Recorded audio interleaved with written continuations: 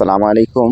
দেশের বিভিন্ন প্রান্তে যেভাবে ডিমগুলা পাঠানো হয় একদম খুব সংরক্ষণভাবে, খুব স্মুথলি, একটা ডিমও ভাঙে না এবং সাজায় কোজায়া খুব সুন্দর করে 100, 150, 200, 500, 505 পিস ডিম দিছে এখানে এই কার্টনে।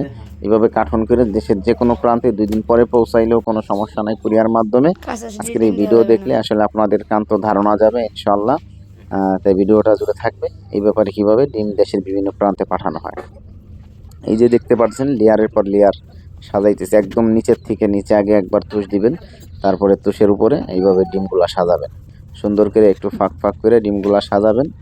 ডিমগুলা সাজানোর পরে কি করবেন, স্মুথলি যেন একটার থেকে আরেকটা ফাঁক থাকে, যে যেরকম ফাঁক দেখতে পারতেছেন একটার গায়ে যেন আর একটা না লাগে, এইটা চিন্তা করবেন। একটু ফাঁক ফাঁক দেওয়ার পরে এইভাবে স্তর আটকাই দিবেন। খুব সুন্দর করে এইভাবে দেখা গেলে হবে না, আরও দিতে হবে যাতে আবার পরের স্তর আপনি বসাইতে পারেন। ওই পরিমাণ তুষ অথবা ছাই অথবা কাঠের গুঁড়া আপনি দিতে পারবেন। এগুলো দিলে কি হয়, এইভাবে দিলে পরে একটা ডিমও ইনশাল্লাহ ভাঙে না, কেননা আমি পরীক্ষিত। আপনারা জানেন, আসলে পরীক্ষিত না হলে আমি কোনো কথা বলতে চাই না। ইনশাল্লাহ একদম এর আগে বরিশালে ডিম দিচ্ছি এইভাবে কার্টন করে, সে কুরিয়ার মাধ্যমে 2-3 দিন পরে পাইছিল, 2 দিন পরে পাইছিল মালটা, তাও কোনো সমস্যা হয় না ইনশাল্লাহ। আর এটা যত যত জোরে আসার দেখ না কেন, আমার মনে হয় যদি না ফালাই দেয়, কোনো দুর্ঘটনা না ঘটে, আসলে দরাদরি আস্তে গুতাগুতি করলে এর উপরে যত কিছুই থাক কোনো সমস্যা হয় না। কেননা আসলে এমনভাবে আইটিং করে দেওয়া হয়, আপনারা শেষ পর্যন্ত দেখলে বুঝতে পারবেন কার্টনটা একবারে কীভাবে প্যাকেট করব, কী পরিমাণ উপরে দিতে হবে, উপরে কী করতে হবে, কীভাবে বাঁধতে হবে, কার্টনটা ধরার মতো সিস্টেম করতে হবে, এই কার্টনটা কোথায় ধরবে, সম্পূর্ণ সিস্টেম আমি একদম এই ভিডিওতে আপনাদেরকে করে দেখাবো।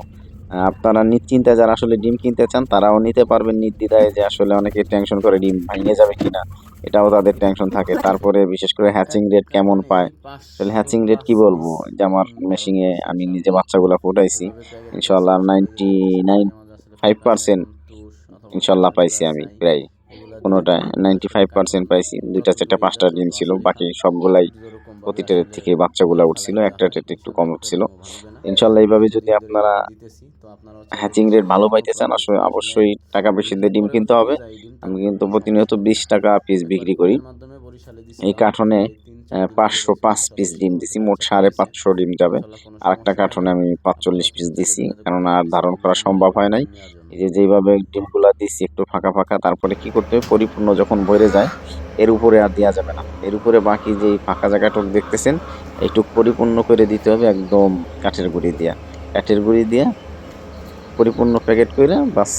তারপরে কিন্তু আপনাদের বাঁধতে হবে পরিপূর্ণভাবে। এইভাবে আসলে কস্টেপ যেগুলো আছে দেখতে পারতেছেন, কস্টেপ দিয়ে দিছি, উপরে কয়েকটা প্যাচ দিছি কস্টেপ দেওয়ার পরে আমি কিন্তু যেই কাজটা করেছি, নিচে যে বস্তা দিয়ে এমনকি 4 কোণায় বাইন্ধে দিছি, যে ধরার জন্য ব্যবস্থা করা যায়।